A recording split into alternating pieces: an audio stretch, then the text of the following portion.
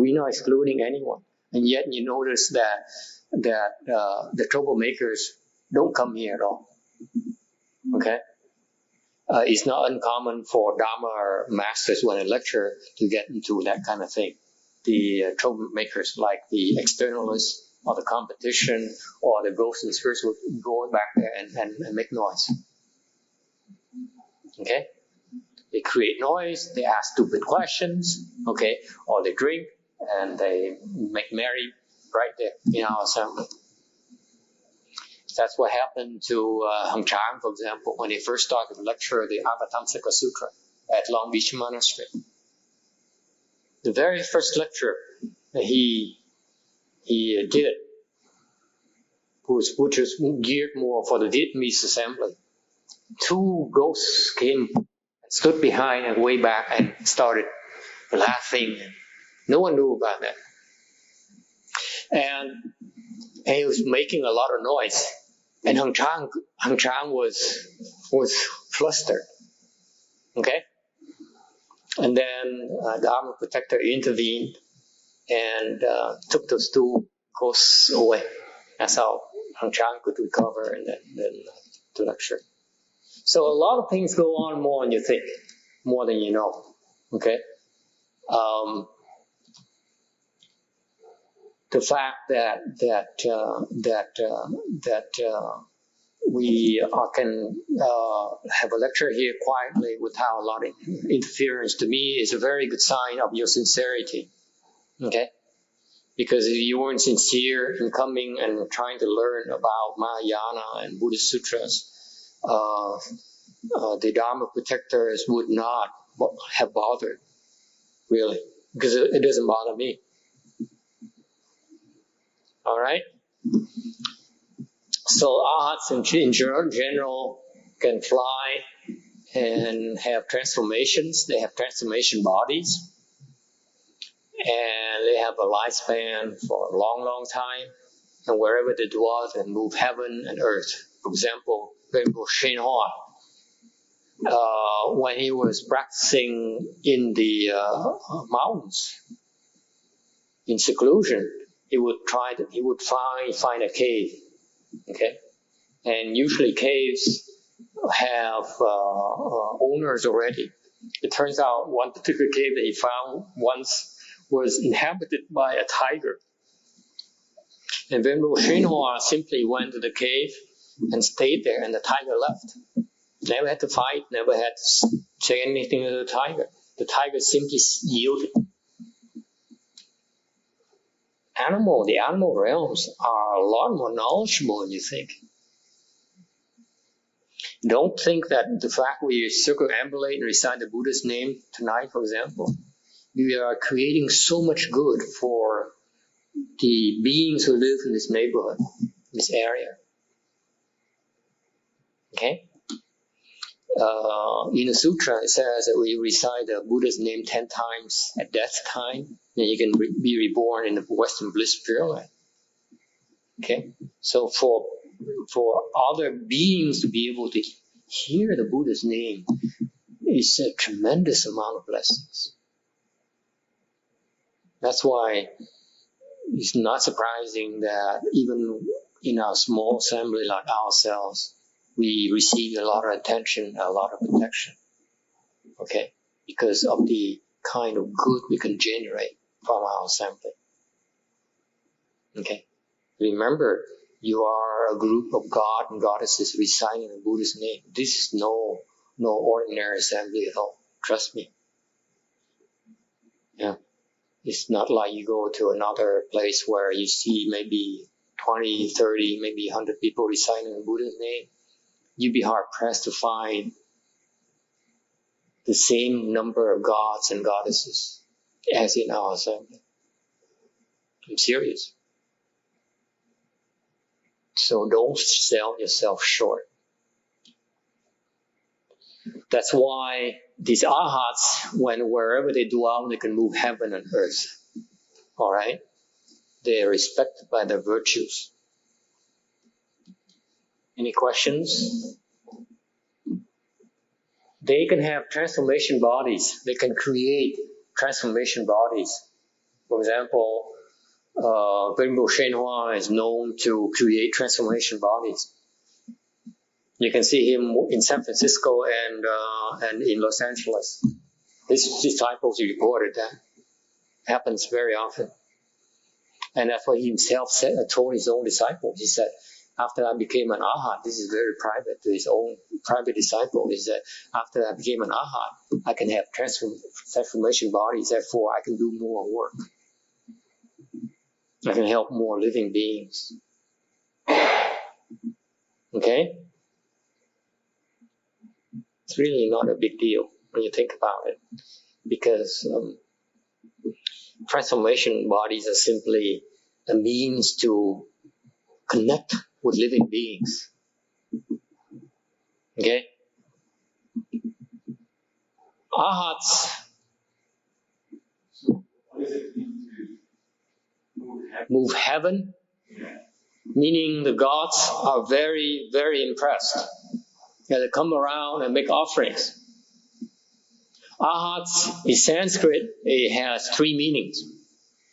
Number one is a killer of thieves. Number two, a person who's worthy of offering. Number three, non-birth. There are three meanings. That's what arhat means. Because when you become a bhikshu is a mendicant. When you become an arhat, as a mendicant, then an arhat is worthy of offering. You see, the fruition of a bhikshu versus an arhat. A beggar, when you become as a bhikshu, you simply are a beggar. When you reach arhatship, you're worthy of offerings because you really become a true field of blessings. So therefore, you're worthy of offerings. All right? As a bhikshu, another meaning of bhikshu is a frightener of Mara.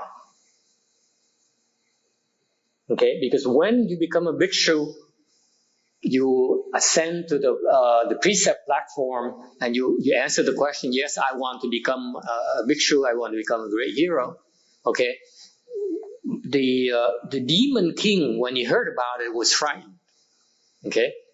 That's why it's meaning, the bhikshu, one of the meaning is that the frightener of Mara, meaning that Mara is a demon king. Okay? You're planting the seeds to become an arhat, therefore he's frightened. Okay? Once you plant the seeds, that means someday you become an arhat. Okay? That's why he's worried. He's frightened. Another third meaning for bhikshu is what? Frightened of Mara, a mendicant, and what else? Slipped my mind now. Oh, it's destroyer of evil. Okay? By destroyer of evil, it means they cultivate precepts, right? So, as a fruition, as a bhikshu, you are destroyer of evil. As an arhat, the fruition of that is that you.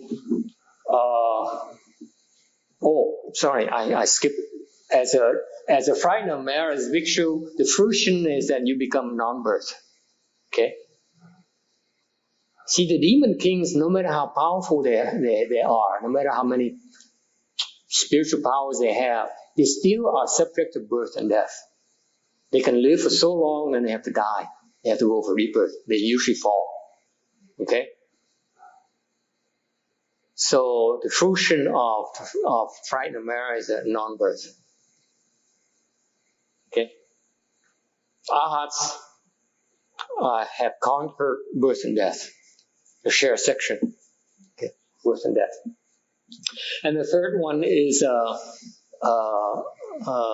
destroy evil. The fruition of that is you are a killer of thieves. Killer of thieves meaning that this is such a beauty right here that most people fail to understand because it has been explained before.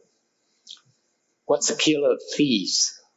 Thieves are really your 6 organs. They're really thieves. That's where you have leakages. I explained that last weekend to Jack and Ryan here. Okay? When I transmitted to Ryan that Dharma is designed to deal with that kind of situation. Your 5, 6 organs are constantly leaking out. And that's why they're called thieves. Very unflattering, but it is so accurate. Think about it.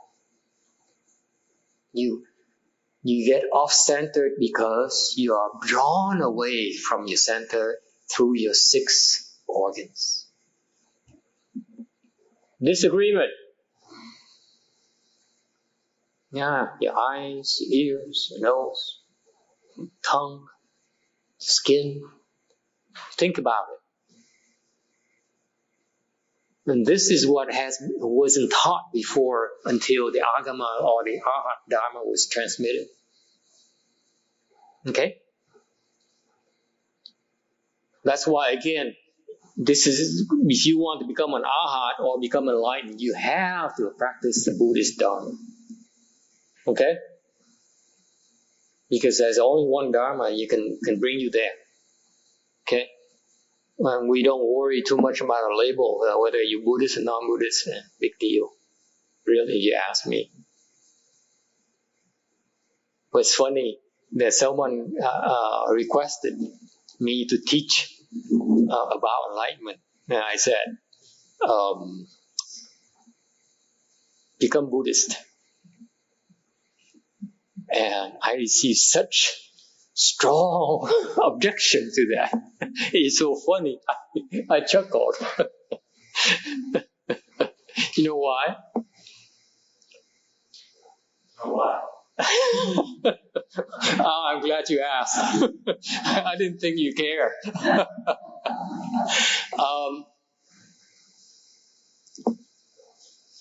Because it's like requesting me to teach a particular method to get enlightened.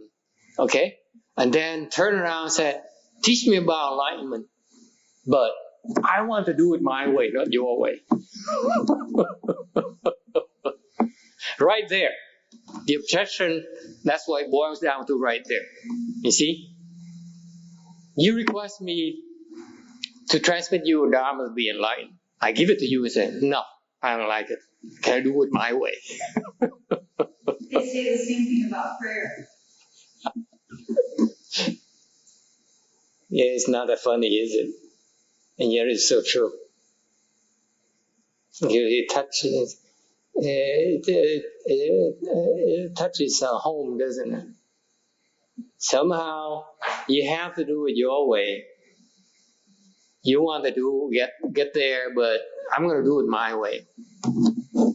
Okay? Fine, do it your way. Then don't ask me.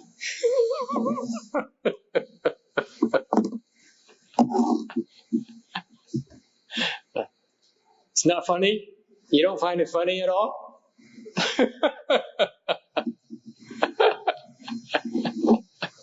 See, it's you guys, it's the people who are attached with being Buddhist and non-Buddhist.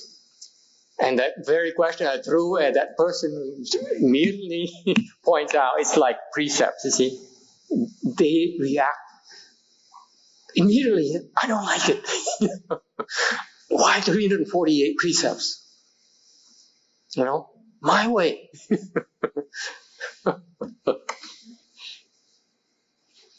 That's the beauty of the Dharma in my mind. I love it when these moments happen. Yeah, let's hear your story. He's what? I couldn't hear. Okay. Okay. Walk around. Just drink that water. And then she looked at me. Wash your feet. Yeah. He said, drink the water, you'll have your baby boy. I said, no, I can't drink. It's so dirty. Yeah. So he picked up the can. He drank the whole can himself, put it down. She never got the big one. When it comes to you, you're always a test. Okay, that hand is so dirty, let your mind go. Did you get that?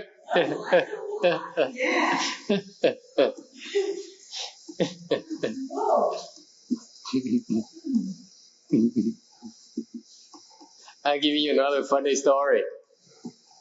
One of my disciples was at Fourth. And I'm going to use he or she, it doesn't matter, okay? I'm going to use he, but it's probably a she, or could be a she, or could be he. I'm not sure. I mean, I'm going to protect his identity. At the time, she was at Fourth Dhyana, struggling like hell. Okay? And then I was in seclusion, so this is when we first started, back then. And then I saw this. I'm going to call her. Okay, saw this person, this woman, this person, and then I brought her along, and then we went to this place. And it began to drizzle. Okay, it began to rain. You can see, drops of water on the ground now. And then there was a Theravada monk standing there, maybe doing his arms. Right, he's just standing there with his bowl. Okay, you're supposed to go there and make an offering. So I told this disciple of mine, go there. Make an offering, okay? I pulled out my money. I asked you to do something. I pay, okay? You ask me to do something, you pay. So I took out the money. This is America, right? So it's fair. So I took out the money. I took out, the $20 bill. I said, go and make an offering. So she went over and stuck in the bowl. And this monk here, okay, didn't say anything. He just closed his eyes. So he wouldn't move. So she or he had to lift the bowl and stick the money in there. Okay? And then I signaled for her. I said, 3.5 miles. See, we have this thing. And you remember, this is in the middle of the street. It's beginning to rain. This car coming. Okay, this is in a parking lot, on dirt, and so it's kind of dirty. And so this person looked at me. I'm sure that she understood what I meant. Look at the ground. Look at the cars. Look at the noise around. And hesitated. I said, and looked at me again. I said. And then she turned around and walked towards me. Never bowed. And later on, I told this woman, I said, had you bowed, then you'd have reached fifth dhyana right then.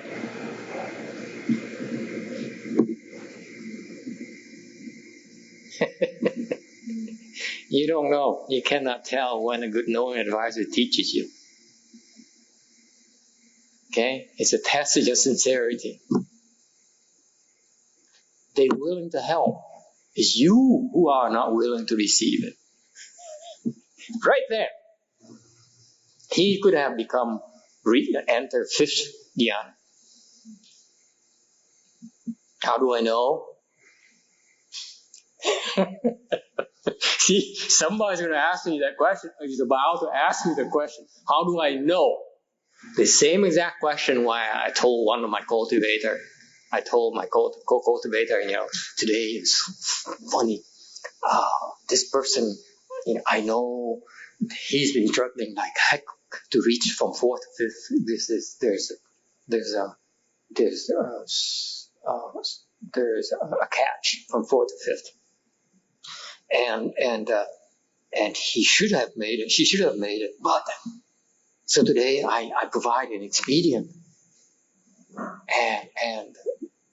And this person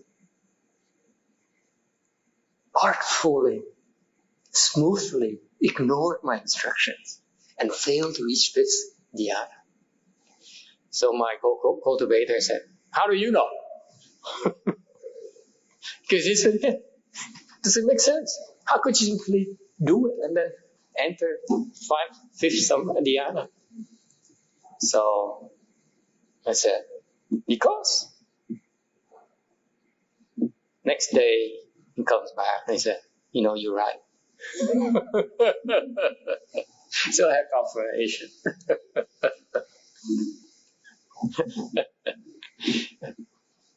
All right, any other questions? Arhats, wherever they live, they really are protected by the gods and the spirits. Therefore, for example, wherever Arhats live, they will not have any disasters, natural disasters, earthquakes. How wide is the coverage area? Depends on the Arhat. Oh, his spiritual power. Depends on his wish or her wish. Because sometimes they choose not to meddle. Okay? They said, okay, for example, I'm going to protect Long Beach Harbor because they have no technology to protect it. They do anything that Long Beach Harbor, the whole Long Beach economy is going to go down the drain, including LA. Okay? So they might do that. But then they say, okay, but Long Beach Airport, I don't care.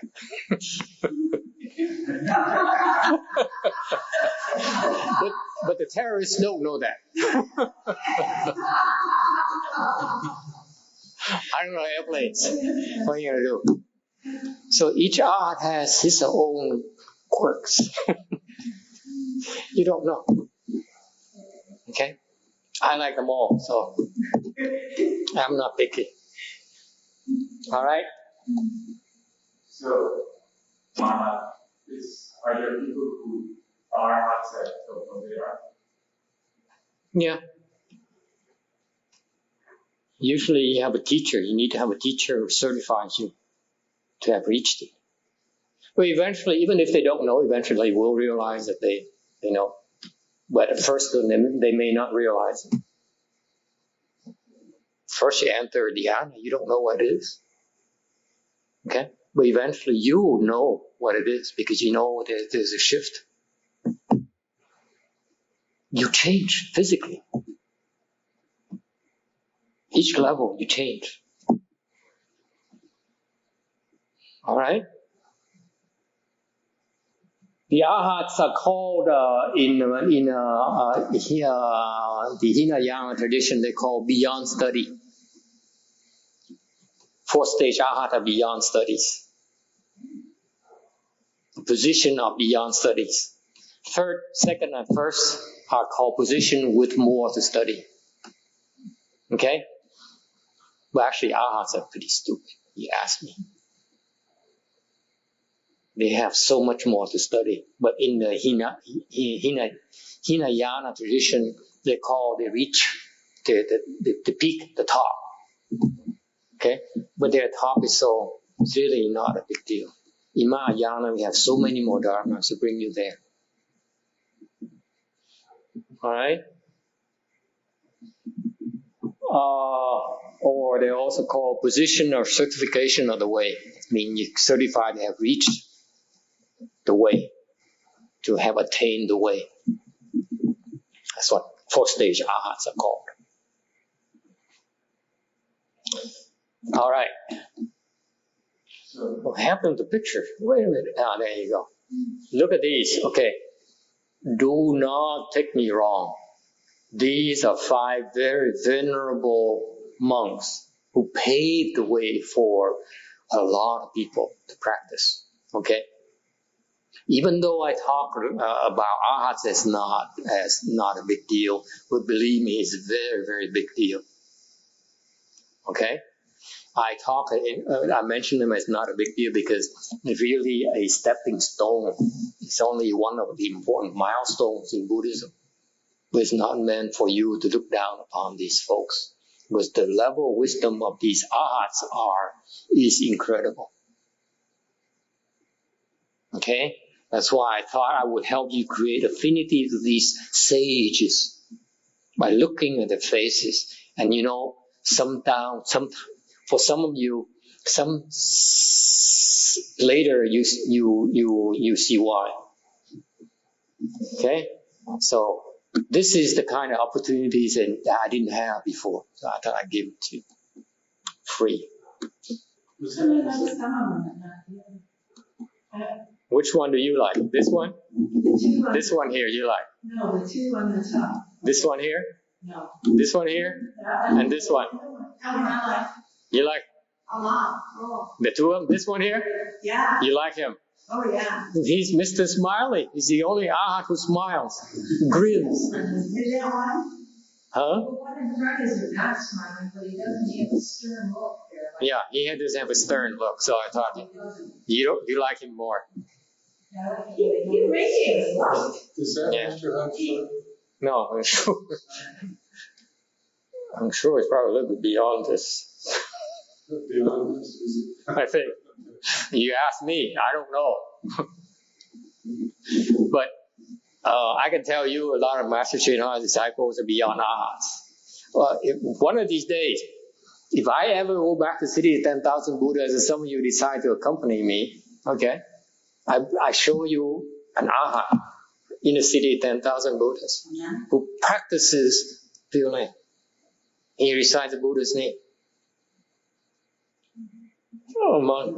There are lots of nuns who are arhats too, so, but they're nuns. I don't bother with nuns because in their tradition I stay away from them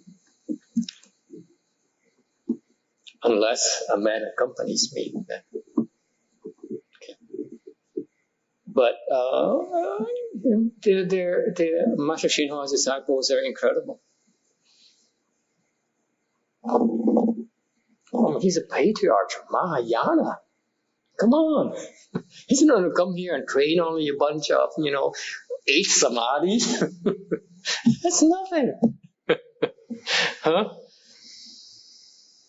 Someone might have to take over because when Shinha is gone, they have to continue his work.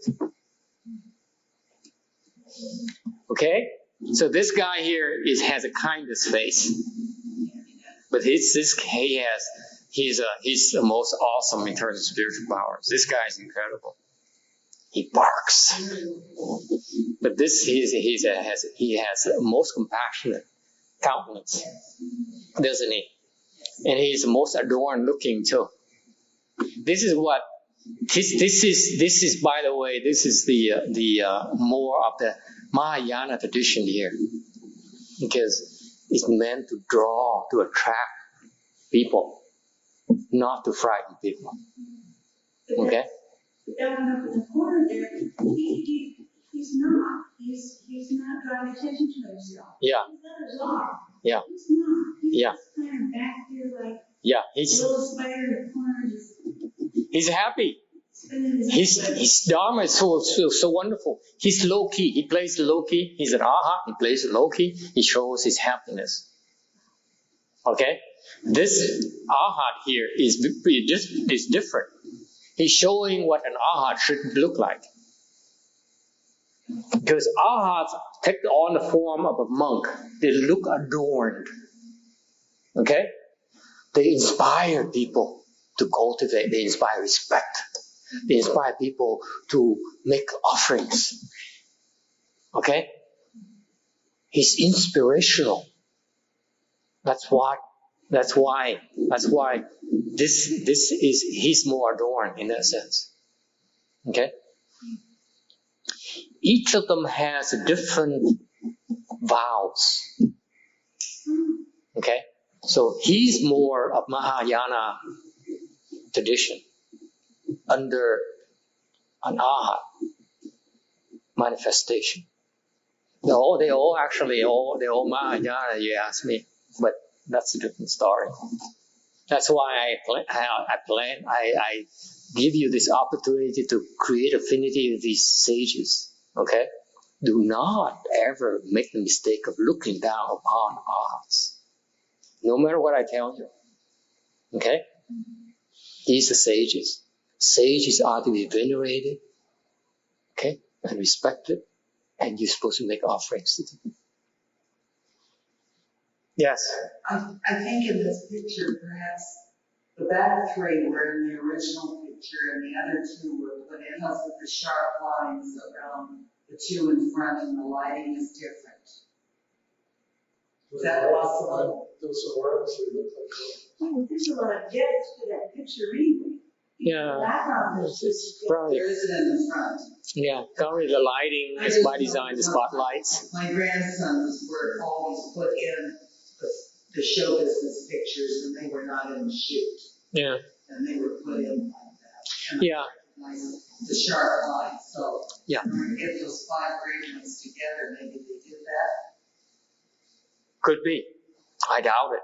But my purpose in showing you this photo here is for you to record in your psyche what a sage looks like.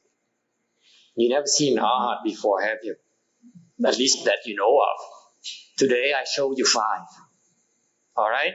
That's my gift to you. That's all. Don't worry about the technical stuff. That's not important. Could be the case. It's very perceptive. Maybe they were attracted because the 1 and 2 are so detailed. Yeah, could be. And you are attracted to the one on the right because he's in better detail.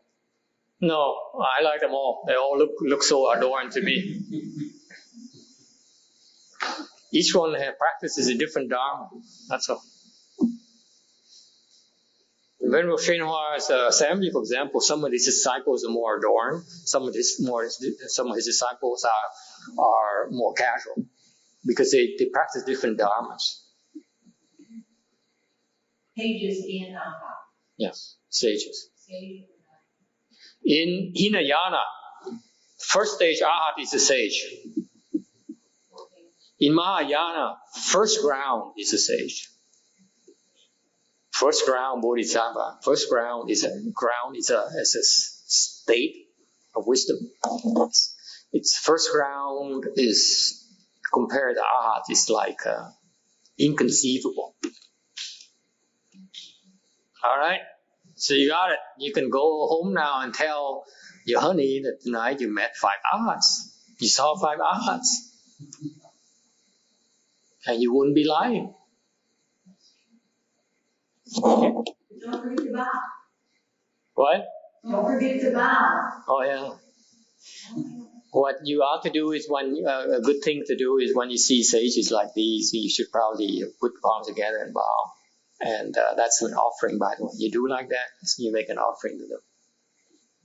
Last chance, last call. Oh yeah, that's all you do. That'll be a half or. That's it. This is enough. This is enough. That's a bow right there. The full bow is another form of practice. Bowing actually is this. That's all you need to do. You only need to lower your head a little bit. That's it. That's all it takes. That's a bow. It's in your head. You're paying your respects. That's the meaning of bow. Now we do a full bow because that's a dharma we choose to practice. Okay? But the bow itself is all you need is this. Last chance to bow. Plenty blessings, folks. Don't take it lightly. This is incredible chance. Because when you go there, you meet 1,000 monks and nuns. How do you know which one is an arhat? I'm telling you tonight, there's 5 right here. Bow at least 5 times to each. Too late. I'm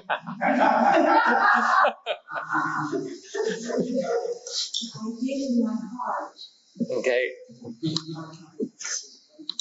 Okay. Prior to the arhat is the 4th stage arhat is the 3rd stage arhat. That's what we learn next. Prior to the arhat is the anagamin. at the end of his life, if an Anagamin's vital spirit will rise above the 19th heaven and he will become an Arhat. Why is there an if? Anyone have a sutra? You catch that? The if there doesn't make sense to me. Excuse me. Probably a typo. Because this is directly from the sutra. I didn't do anything. Is there an if? Right here. See, there's no if. The original text should not have an if. Is there? Oh?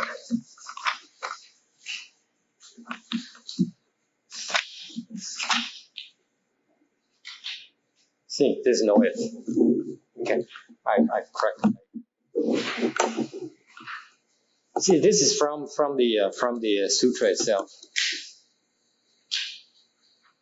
It's a typo. I didn't catch. I'm sorry. Okay. The third stage Arhat is called Anagamin. This Anagamin is a person who has cut off all thought delusions in the desire realm. There are 81 different grades of thought delusions in the desire realm. I'm sorry, they have cut off view delusions in the desire realm. No. Thought delusions in the desire realm. Okay? A third stage Arhat is a person who no longer has any delusions, thought delusions in our realm, in our desire realm. Okay? There are 81 different grades of thought delusions in the desire realm. Okay? What are thought delusions? Thought delusions are when you face with a situation, you're confused by the principles and give rise to discrimination. Does it ring a bell? Mental processing. Mental processing. As soon as you see something, your mind clicks and it runs, it spins. That's called thought delusion. Why do you think we talk about these states? Because it really applies to us. It's to learn where we are. See, you don't simply go to a lecture and say, "Oh, this is nice. This is a definition." You have to reflect upon yourself. A thought. Why do you learn about thought delusion? Because this is where you are. We are confused about principles, and therefore we do mental processing. It's unflattering, but it really is just our state of confusion. All right? Any questions? The Anagamin is also known as a no-returner because his vital spirit, meaning his intermediate skandha, that's his consciousness, his soul, if you want. Vital spirit will rise above the 19th heaven, and that's he'll be staying in the form realm. Okay, why 19th heaven? The 6 heavens in desire realm. Okay, the 3 heavens in the first dhyana. The 3 more heavens in the second dhyana. The 3 more heavens in the third dhyana, and the first 4 heavens in the fourth dhyana. Add them up together, that's 19. Okay? And so he rises above to the 20th heaven, which is in the heavens of no return. Okay? That's where they stay.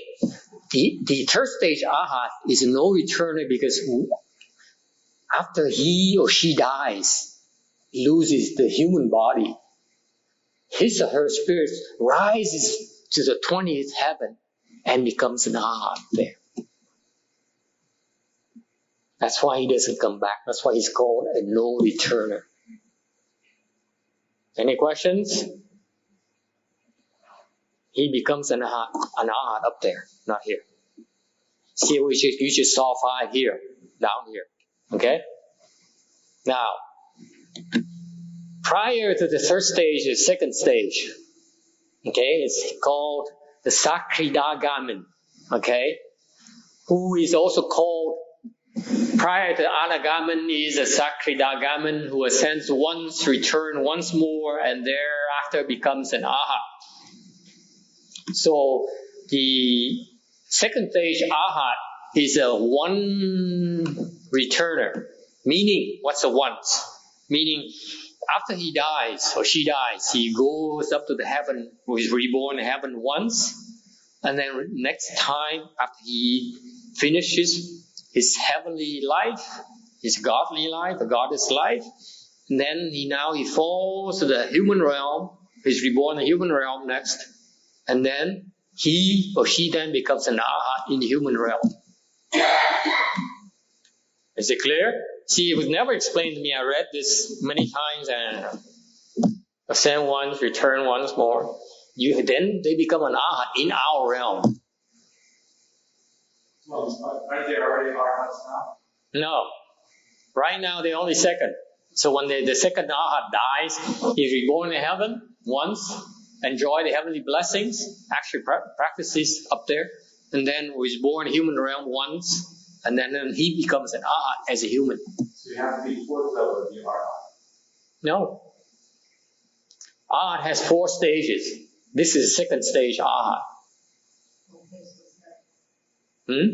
Third stage Arhat, he is reborn in the heaven and becomes an Arhat in the heavenly realms, in the form realm. Okay? So become an Arhat God, a God Arhat. For the second stage, or Sakridagaman, he's reborn in heaven once, and then he has to reborn in the human realm one more time before he can become an Arhat. Yeah, so he has to come back one more time before he can become an Arhat. Alright?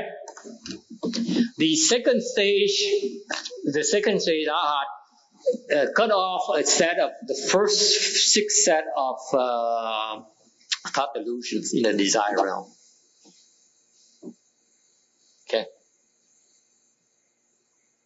Actually, it depends on your classification. Thought delusions can be classified into 9 different categories. The first 6, when you cut off the first 6, then you become a second stage Arhat. Then you keep on cultivating, you cut off the next 3, then you become a third stage Arhat. Alright? Or you can classify the thought delusions as into 81 kinds. Don't get confused now. Depends on how you classify it. Okay? For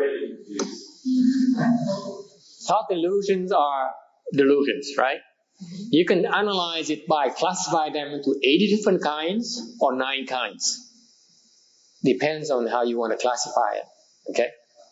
You say you can look at a car as 10,000 parts or 50 different modules. Is it clear now?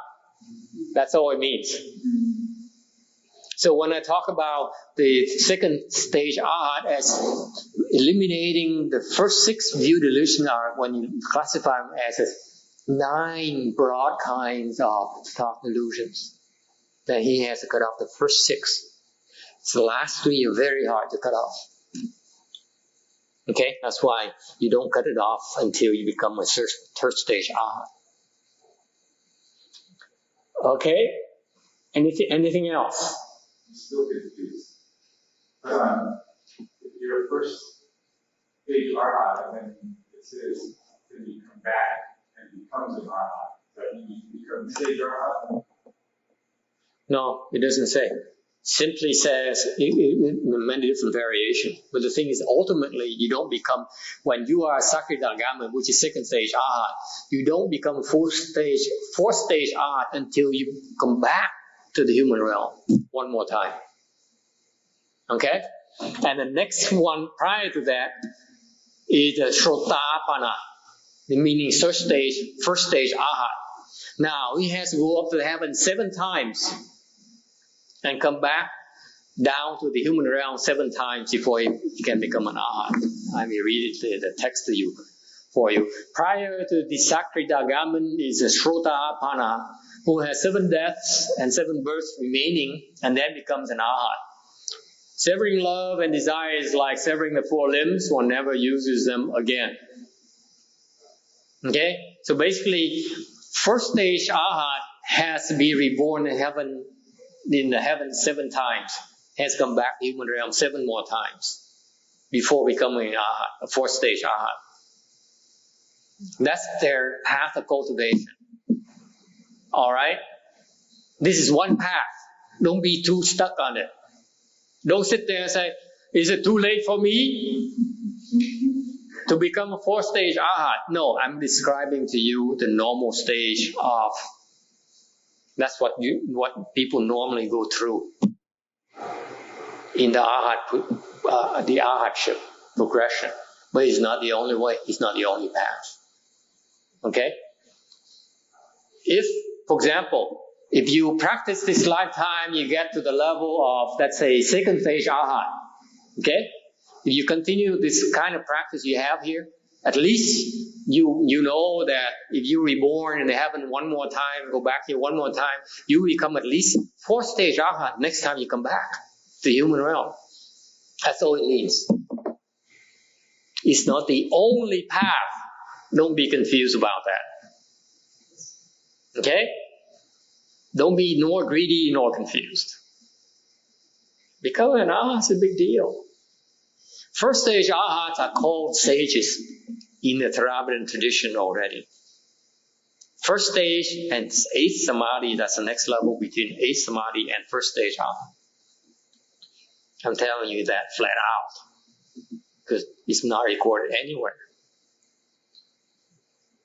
The wisdom of 1st stage arhat compared to the wisdom of 8th level samadhi is just no comparison. That's why if you were to want to teach at all, I recommend you at least reach 1st stage arhatship.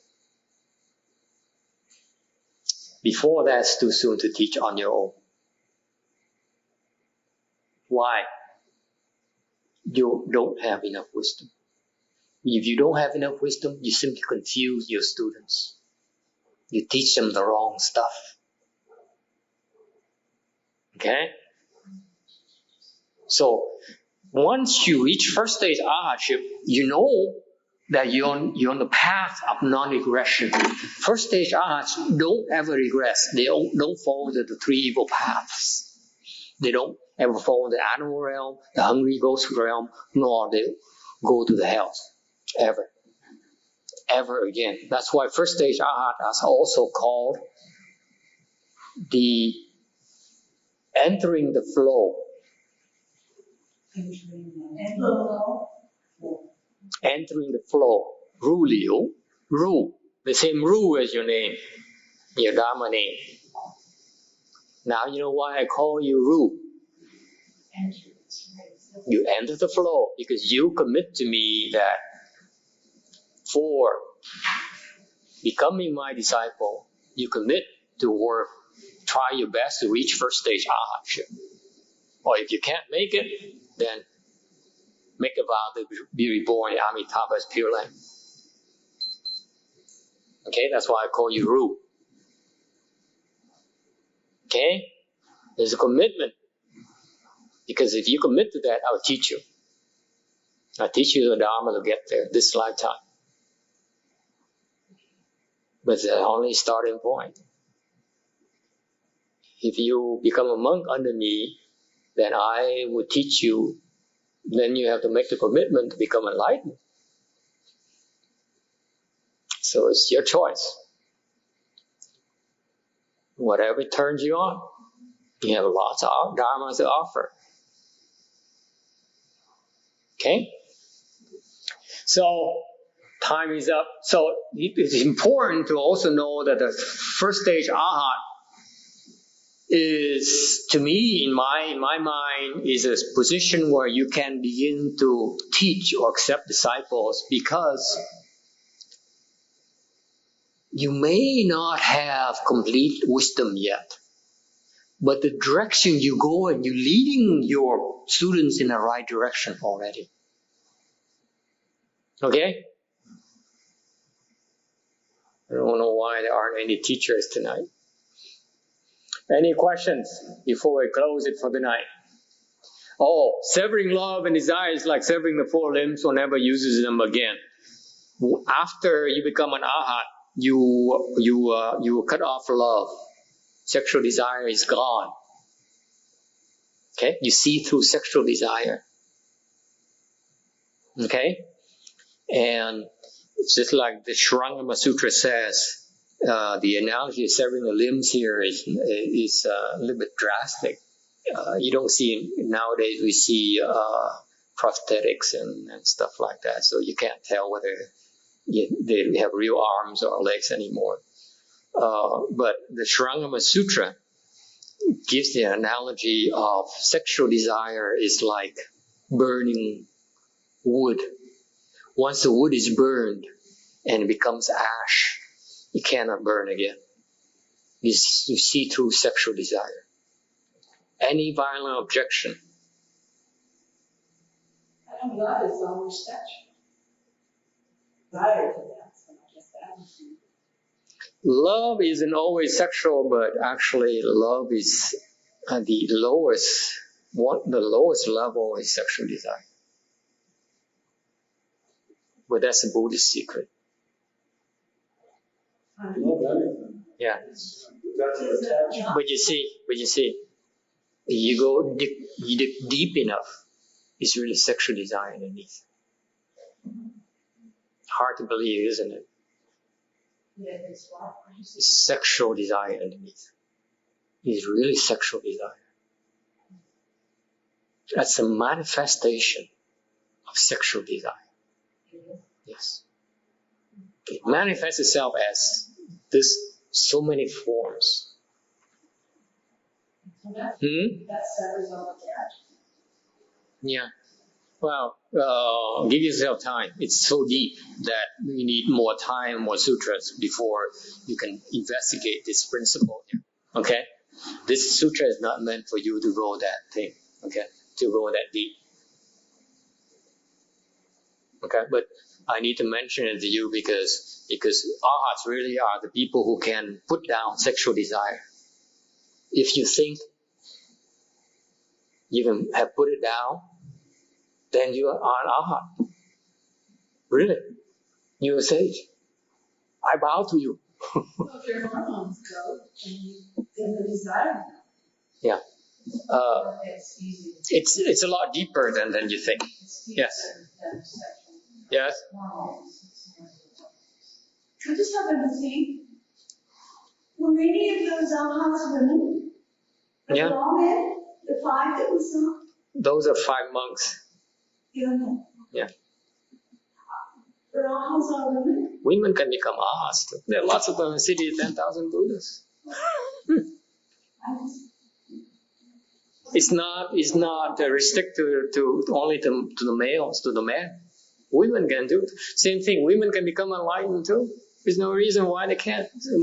Women can become enlightened before men too. Some men can't even become arhats. It's no discrimination. the greatest. I'm sorry? Those 5 that we saw, those are the greatest. Those are the most famous Thai arhats, the Thai monks. They don't even know. See, I tell you they're arhats, but they don't say they're arhats. I'm the one who tell you they're arhats, so that I get you to create affinities with arhats and plan your blessings. That's all. That's my gift to you for coming tonight. You don't come tonight, you missed the picture. Okay? Quick comment about something that happened to me 2 days ago. Yeah. My daughter was staying at the beach with her husband in a trailer down. Yeah. And the trailer had ants in it, and she was in there killing ants. Yeah. And I stopped her and took a towel and rounded up the rest of the ants and took them outside and let them go. And asked the ant king not to send them in there anymore so we could get killed. And the next day they didn't come back. And they haven't been back since. See, this man can talk to ants and animals, insects. I'm serious. That was so spectacular and so quick. It's surprising that there is something going on. What is something going on? Is it new to you? Did you know that before? Oh. Yes, I do. It'd be interesting to tell the rest of the people here. I don't know that that's enough to give up. Oh, well. And I helped my mother, like you said, and I'm very uncomfortable today with my mother.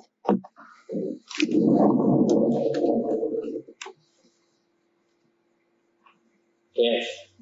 Good transfers.